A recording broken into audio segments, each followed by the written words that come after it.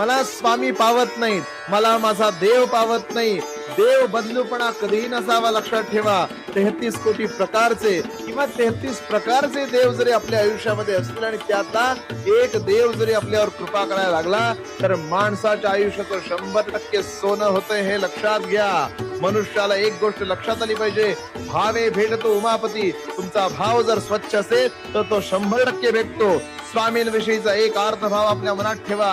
एकदा जो मी गुरु केला, मी न सोडे कदा त्याला, तो न सोडे कधी मला. या उक्तीप्रमाणे आपल्या भगवंताच्या चरणी, आपल्या आराध्याच्या चरणी आपलं जे काय चांगलं वाईट आहे ते सगळं सोडून द्या.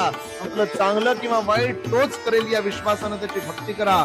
सगळं जर श्रीमंतीच्या तराजूमध्ये तुललं गेलं असतं तर जगातली सगळी देवस्थानांमधल्या सगळ्या मूर्ती या पाषाणाच्या सोडून सोन्याच्या असत्या, लक्षात घ्या. आज देहू ओळखले जाते तुकाराम महाराजांच्या भक्तीमुळं, आज आळंदी ओळखली जाते ज्ञानेश्वर माऊलींच्या भक्तीमुळं, आज पंढरी ओळखली जाते पुंडलिकाच्या भक्तीमुळं. द्वारकाधीश ज्या ठिकाणी आले ते पंढरपूर पुंडलिकाच्या भक्तीमुळे ओळखलं जाते, लक्षात घ्या. भक्ती श्रेष्ठ असली तर भगवंत तुमच्यासाठी धावून येतो, म्हणजे येतो. श्री स्वामी समर्थ. मला स्वामी